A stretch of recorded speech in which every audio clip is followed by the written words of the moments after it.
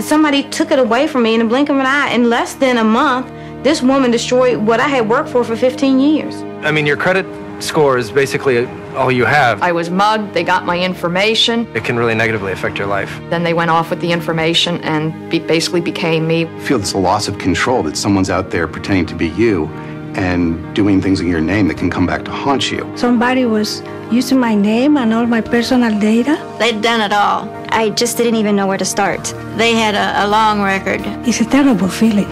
Identity theft. It happens when your personal information is stolen and used without your knowledge.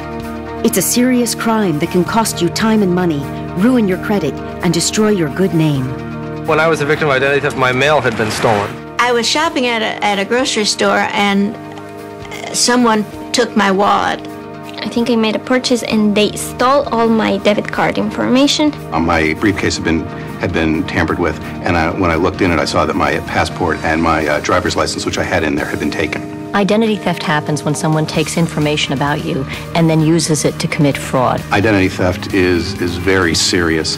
We know that identity fraud in its various forms has affected 10 million people in any given year. And what that means in dollars is that it's a loss to businesses of about $50 billion. On top of that, victims of identity theft have spent $5 billion trying to undo this harm. Everyone needs to be conscious that identity theft is real. When you get news that your identity has been potentially stolen, it's sort of this open-ended problem that has occurred, and you don't know what's going to come of it. No one's immune, which isn't to say that we're powerless. There's a lot we can do to deter, detect, and defend ourselves.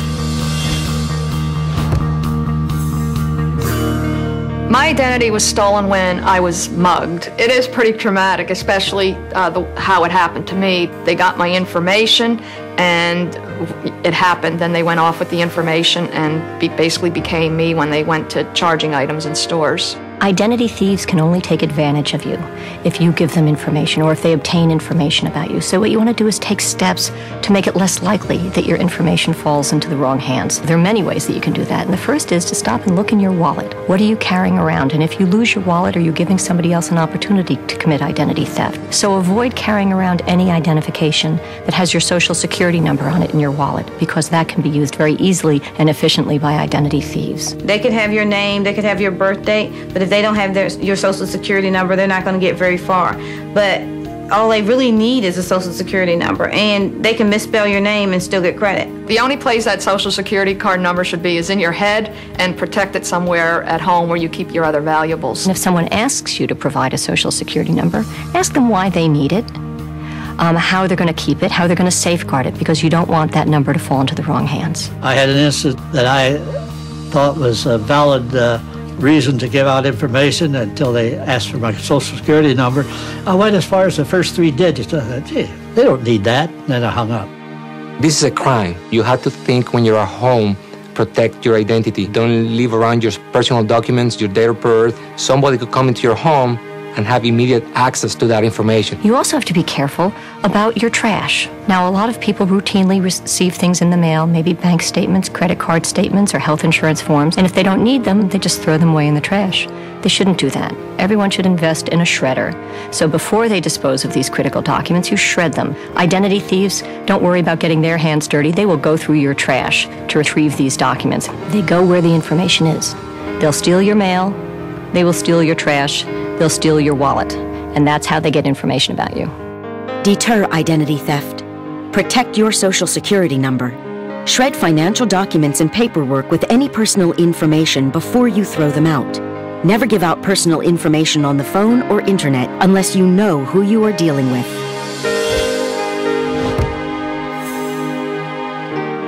My name is Nicole M. Robinson. The woman who stole my identity, her name is Nicole A. Robinson. She stole my information from the pharmaceutical company that she works for. After this happened, it devastated my financial life. I ordered my credit reports, and I received a credit report in the mail that was 54 pages long.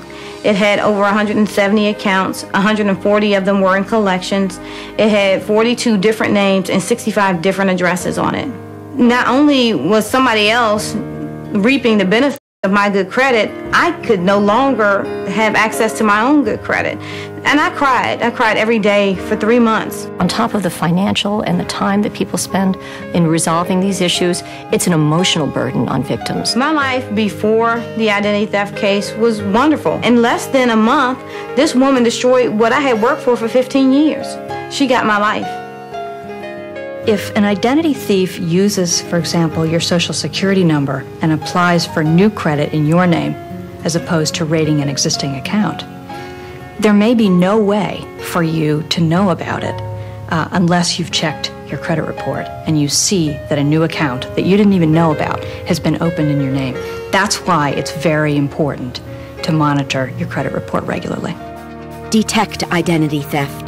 Check your credit report at annualcreditreport.com. Federal law gives you the right to a free credit report every year from the 3 national consumer reporting companies.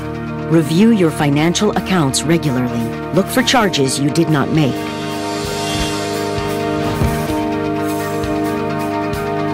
When someone realizes that they're a victim of identity theft, it's like getting a kick in the gut. You know, you feel paralyzed for a moment, but it's really essential for victims to move quickly and deliberately in starting to resolve the problems that arise from identity theft. I did what everybody knows to do, and that's call your credit card companies and cancel your credit cards. However, that's not enough. There was one major bit of information I did not have, and that was to call the 3 major credit bureaus. And I did not do that, and what happened was this person then went back. She was able to reopen the credit cards that I canceled. She was also able to open new credit cards in my name. If you find you've become a victim of identity theft, the first thing you need to do is contact one of the 3 major credit reporting agencies and have them put a fraud alert on your file. You got to take it seriously. You even suspect it, you got to put fraud alerts on. You got to take the steps to protect yourself, and you got to inform yourself about what to do so that when it does happen to you, you can do it quickly because time is critical. You next want to contact each of the creditors or other institutions where your information has been misused. Then you follow up in writing and dispute these accounts and get a letter from them resolving these disputed fraudulent accounts. The FTC has an affidavit, which in my case I used, to write out your explanation of what happened that you can then use to submit to creditors trying to collect on fraudulent accounts. When you're trying to tell them, look, my identity was stolen, it helps prove it to them. You next want to contact your local police department, report the crime, and get a copy of the police report. You should contact the police immediately because otherwise you have no proof that there was a crime. It's very important that you report it to the police because there are certain agencies that you need or we recommend that you contact, and they're probably going to refer you back to the police department to see if you have a police report or not. And finally, you need to contact the Federal Trade Commission online at ftc.gov/idtheft or call us toll-free at 877-ID-THEFT to report this to us. Defend against identity theft. Call the 3 credit reporting companies and place a fraud alert on your credit report. Then ask for the free credit report you're entitled to. Close any accounts that you suspect have been tampered with or opened fraudulently. Start by calling the security or fraud department of each company. Follow up in writing and include copies of supporting documents. File a police report. Contact the FTC. Your information also helps law enforcement officials across the country to track down and stop ID thieves. Let's treat our personal information as we would our cash. Let's safeguard it, whether we're at home, whether it's in our purse or our wallet, or at our office. Your personal information is cash, and in the wrong hands, it can destroy your life. The FTC plays a central role in helping victims avoid and recover from identity theft. So we have developed substantial consumer education material that's available on our website at ftc.gov/idtheft. Identity theft is serious, but even if your identity has been stolen and there has been, fraudulent accounts open in your name, you can defend yourself and get those resolved in your favor. There are times when you just do not want to finish and you just want to say, forget it, I can't do this anymore.